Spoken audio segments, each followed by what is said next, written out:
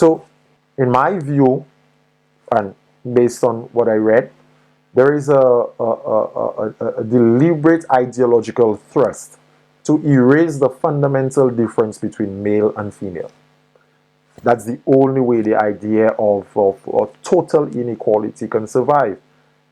Not having any clear distinction between what a woman. And we see it through the society, we see it through, and again, we're living in a knowledge space. We're living in a knowledge space, we're living in the fourth industrial revolution, we're living in the right now, knowledge, the knowledge economy is a real thing. So you see a lot of persons on social media and podcasts and women saying, I don't need a man, I'm the same thing as a man, there's no difference between me and a man, everything a man can do I can do. Even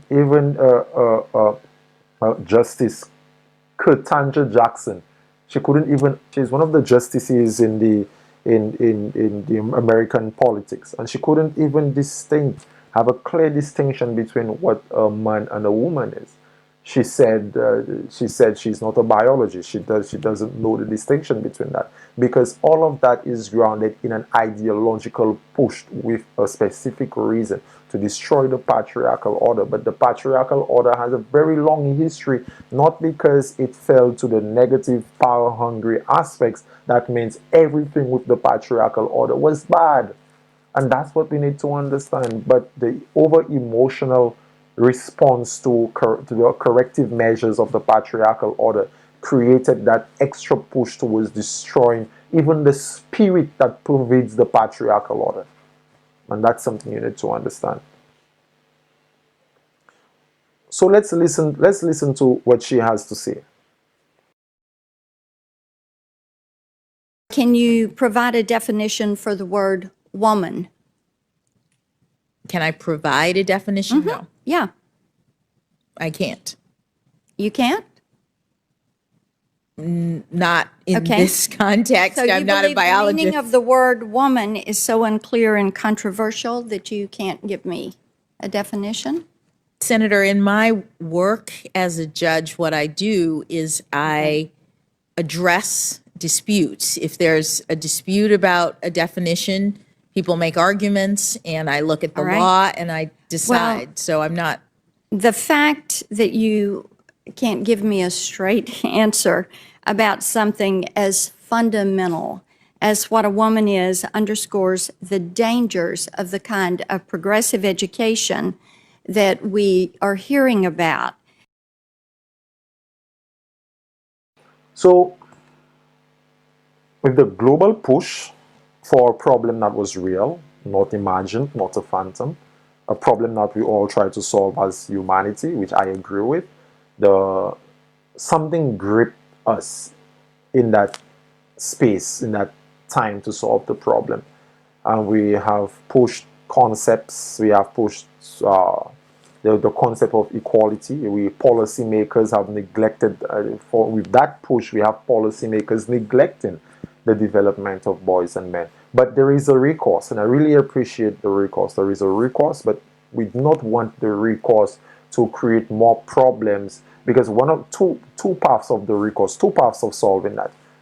You come up with a created idea of what a man is, which is that's what they're doing now, transgender, LGBT, FHG, HIJK, all of that. You redefine masculinity based on what you want it to be, or you go based on the masculinity that was provided, the masculinity that is built in reality, the masculinity that we know to be true, that good shepherd, the man that can take care of the innocent and the young, and the man that can keep the monsters outside of the society, the strong man who can provide, the strong man who can also provide and protect, and also the caring man that can take care of the vulnerable, the young, and the weak. But one of the paths that I'm saying is that we want to take away the aggression instead of directing the aggression towards construction, the constructive ideas. We want to take away the aggression altogether and create an effeminate, feminine man, and say that's the new model of masculinity. We have to be careful with that. We have to be very careful with that. So the Center for Social Justice report in the UK Times, a young woman as well, she also spoke against that. In this paper, The Lost Boys, How a Generation of Young Men Fell Behind Women Pay. And she said,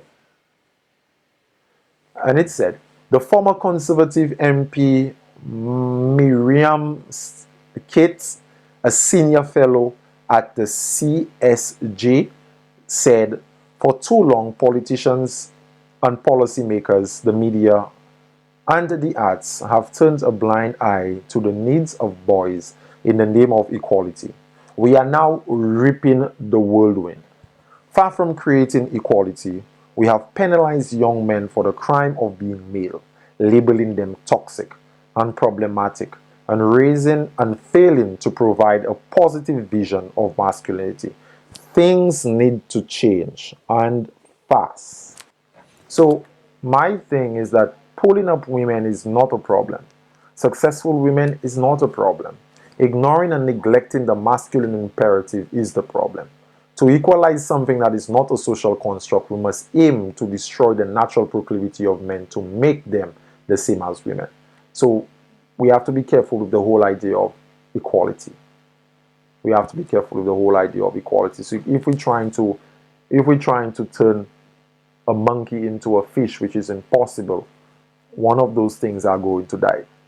We are going to take the fish out of the water and put it in a tree to swing as the monkey. That's impossible. The fish is going to die. That's why so many of our young men are dying. We're trying to equip them. We're trying to take them out of the element, take them out of the presence of God, and trying to make them into becoming women. So they're falling along the wayside. They're dying by great numbers every year. That's an ideological problem. That is a philosophical problem. That is a spiritual problem that we are facing. We can have a difference in opinion based on my claims and based on the claims of the persons that I've referenced, based on the different points that I've made, but we cannot turn our back on the facts. There are numbers, there are facts, there are persons who research that.